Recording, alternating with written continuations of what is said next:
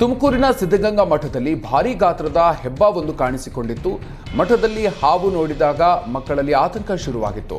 ಇನ್ನು ಬೆಟ್ಟಕ್ಕೆ ಹೋಗುವ ಮೆಟ್ಟಿಲಿನ ಪಕ್ಕದಲ್ಲಿರುವ ದೇವಸ್ಥಾನದಲ್ಲಿ ಹಾವು ಪ್ರತ್ಯಕ್ಷ ಆಗಿತ್ತು.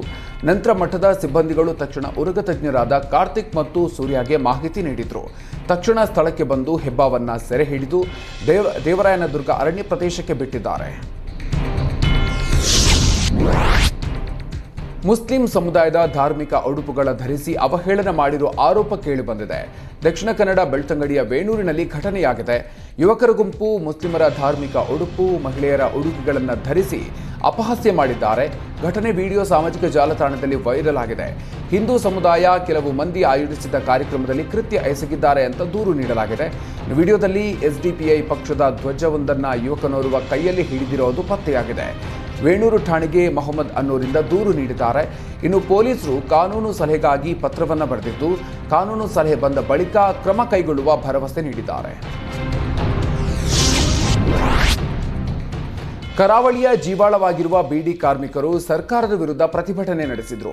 ಬೀಡಿ ಕಾರ್ಮಿಕ ಕನಿಷ್ಠ ವೇತನ ಹಾಗೂ ತುಟ್ಟಿ ಭತ್ಯೆಯನ್ನ ಕಡಿತಗೊಳಿಸಿದ ಸರ್ಕಾರದ ಕ್ರಮ ಖಂಡಿಸಿ ಹೋರಾಟವನ್ನ ಉಡುಪಿಯ ತಹಶೀಲ್ದಾರ್ ಕಚೇರಿ ಮುಂದೆ ಮಾಡಿದ್ರು.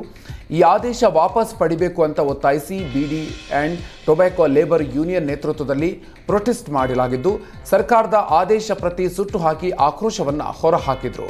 ಇನ್ನು ತಹಶೀಲ್ದಾರ್ ಮೂಲಕ ಮುಖ್ಯಮಂತ್ರಿ ಹಾಗೂ ಕಾರ್ಮಿಕ ಸಚಿವ ಸಂತೋಷ್ ಲಾಡ್ಗೆ ಮನವಿಯನ್ನು ನೀಡಲಾಯಿತು. ಪ್ರವಾದಿ ಮೊಹಮ್ಮದ್ ಕುರಿತು ನೀಡಿದಂತಹ ಯತ್ನಾಳ್ ವಿರುದ್ಧ ಹೇಳಿಕೆಗೆ ಸಂಬಂಧಪಟ್ಟಂತೆ ಆಕ್ರೋಶ ವ್ಯಕ್ತ ಆಗಿದೆ. ಕೋಲಾರದಲ್ಲಿ ಮುಸ್ಲಿಮರ ಸಮುದಾಯ ಪ್ರತಿಭಟನೆಯನ್ನು ನಡೆಸಿದೆ. ನಗರದಲ್ಲಿ ಗಾಂಧಿವನದಲ್ಲಿ ಮಸೀದಿಯ ಗುರುಗಳ ನೇತೃತ್ವದಲ್ಲಿ ಕುಳಿತು ಪ್ರೊಟೆಸ್ಟ್ ಮಾಡಿದ ಮುಖಂಡರು ಶಾಸಕ ಬಸನಗೌಡ ಪಾಟೀಲ್ ಯತ್ನಾಳ್ರನ್ನ ಕೂಡಲೇ ಬಂಧನ ಮಾಡಬೇಕು ಅಂತ ಆಗ್ರಹ ಮಾಡಿದರು. ಇನ್ನು ಪೊಲೀಸರಿಗೆ ಸಮುದಾಯದ ನಾಯಕರು ದೂರನ್ನು ನೀಡಿದ್ದು ಕ್ರಮ ಕೈಗೊಳ್ಳಬೇಕು ಅಂತ ಆಗ್ರಹ ಮಾಡಿದ್ದಾರೆ.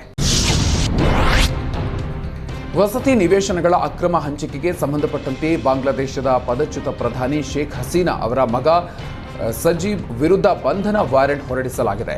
ಶೇಖ್ ಹಸೀನಾ ಸೇರಿ 16 ಮಂದಿ ವಿರುದ್ಧ ಬಾಂಗ್ಲಾದೇಶದ ನ್ಯಾಯಾಲಯ ಹೊಸದಾಗಿ ಬಂಧನ ವಾರೆಂಟ್ ಹೊರಡಿಸಿದೆ. ಪೂರ್ವಾಚಲ್ ನ್ಯೂ ಟೌನ್ನಲ್ಲಿರುವ ನಿವೇಶನಗಳನ್ನು ಅಕ್ರಮವಾಗಿ ಪಡೆದಿರುವ ಆರೋಪ ಕೇಳಿಬಂದಿದೆ. ಈ ಪ್ರಕರಣದಲ್ಲಿ ಸರ್ಕಾರಿ ಅಧಿಕಾರಿಗಳು ಕೂಡ ಪ್ರಮುಖ ಆರೋಪಿಗಳಾಗಿದ್ದಾರೆ. ಶೇಖ್ ಹಸೀನಾ ಸೇರಿದಂತೆ ಉಳಿದವರ ಬಂಧನಕ್ಕೆ ಸಂಬಂಧಪಟ್ಟಂತೆ ಏಪ್ರಿಲ್ 29ರ ಒಳಗಾಗಿ ವರದಿ ಸಲ್ಲಿಸಬೇಕು ಅಂತ ನ್ಯಾಯಾಲಯವು ಪೊಲೀಸರಿಗೆ ಆದೇಶಿಸಿತ್ತು.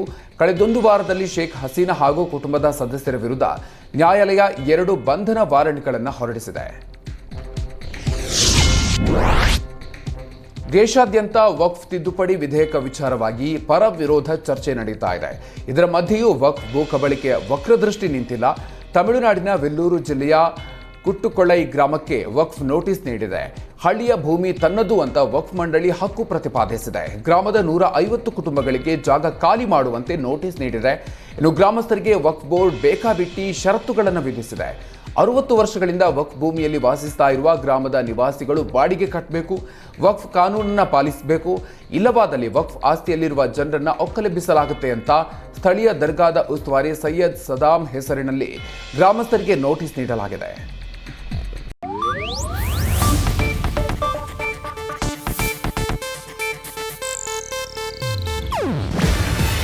ಇದು ಏಷ್ಯಾನೆಟ್ ನ್ಯೂಸ್ ನೆಟ್ವರ್ಕ್ ಪ್ರಸ್ತುತಿ.